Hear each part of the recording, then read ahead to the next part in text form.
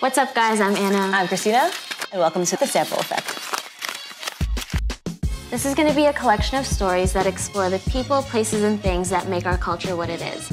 We'll also discuss the challenges of being original in a time full of creatives. Through this series, we'll be sitting down with some dope people who would give us insight on their creative journeys, as well as mini tutorials on how they do what they do.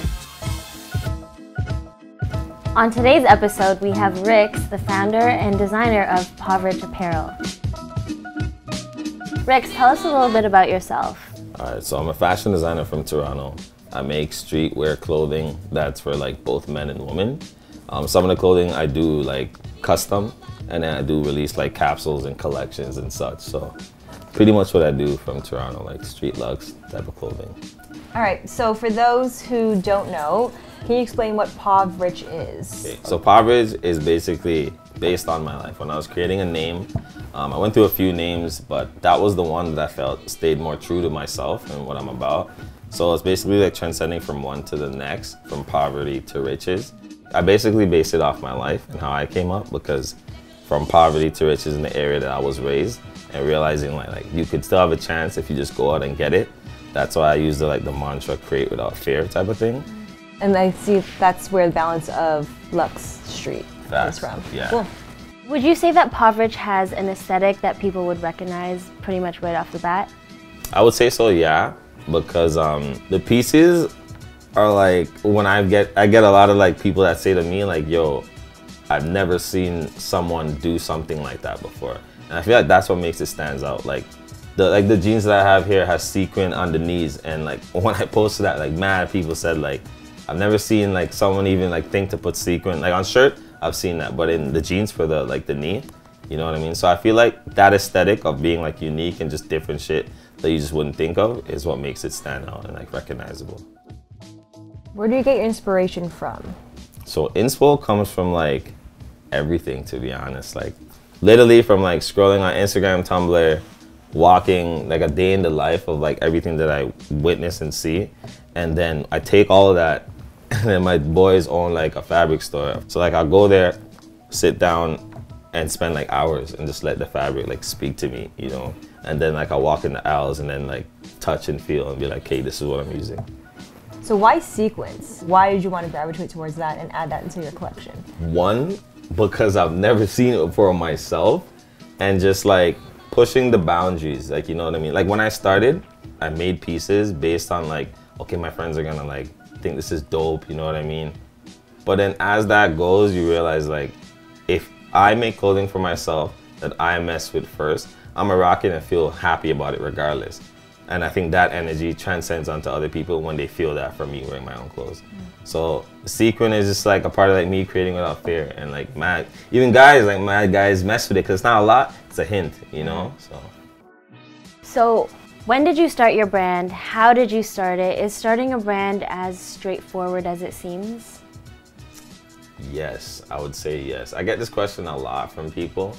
Okay, so I started the brand right after I came out of school from like George Brown. I went for marketing. Literally right after I came out, that feeling of like, what next, what now? Like, you know, what do I do? So I'm like, okay, I dressed in high school how I felt. And people said like, they always said like, yo, I mess with your outfits and blah, blah, blah. So I'm like, hey, I'm gonna make my own brand, because at that point in my life, I couldn't really afford like the high-end designer stuff, but like I felt that I could make it, you know what I mean? So like seeing that and being able to like, even from down to the screen prints and making stuff that like, okay, I mess with my own stuff because I can't buy that, I'm gonna make my own shit cooler, you know? So from that, yes, that's how like I kind of just like said, I'm just gonna do it. I feel like it's more of just like a feeling of just like starting and then like stumbling as you go, but learning from those stumbles, you know? Yeah. And now it's led you to collab with one of the biggest brands in the world, Jordan Brand. Facts. So give us a breakdown as to how that opportunity came about, and let us know what your role was in this upcoming Jordan sportswear campaign. All right, so pretty much my boy introduced me to one of the contacts at Jordan. We became mad cool. I wanted to have a meeting with him to kind of like pitch an idea and whatnot, but he pitched first, and it was kind of like what I was gonna pitch him anyway, so we're like, yo, I'm on board, let's do it. And that's just how it came about. My role in it is like pretty much a day in the life of what I do for Povrich and how I come about the ideas and like the whole process kind of thing, and how the shoe reflects to my life. And the reason why I feel like it does, because it's a unique shoe, and I do use a lot of attachments, and the attachments like on the whole straps and whatnot is like, even like the denim that I'm wearing right now, you'll see like there's attachments on it. So it's just, the aesthetic fits like my style, I feel, you know, so I just worked in sequins, yeah. All right, so we put Rickz to the challenge, and he styled the Jordan sportswear collection and the new Proto Max 720s. So he's gonna take us through the process of him styling a mannequin, which is now up at the Jordan store, Center 23 in downtown Toronto, which is major. So he's gonna take us through the process of him styling the mannequin, so stay tuned. Let's get it.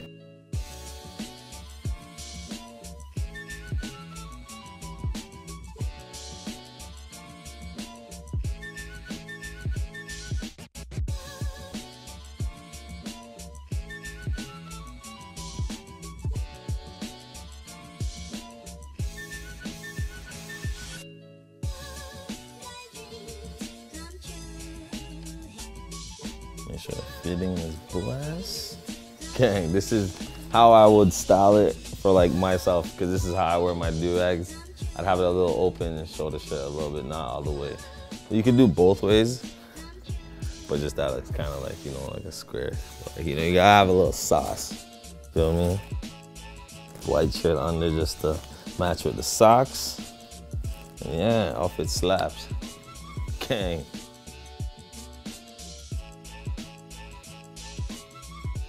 All right, guys, thanks for tuning in. If you had any takeaway or any styling tips from Rickz, make sure to tag him. Make sure to tag us at The Sample Effect. We want to see how you style the new Jordans. And yeah, we'll see you at the next episode. Comment, like, and subscribe. Okay. Cheese.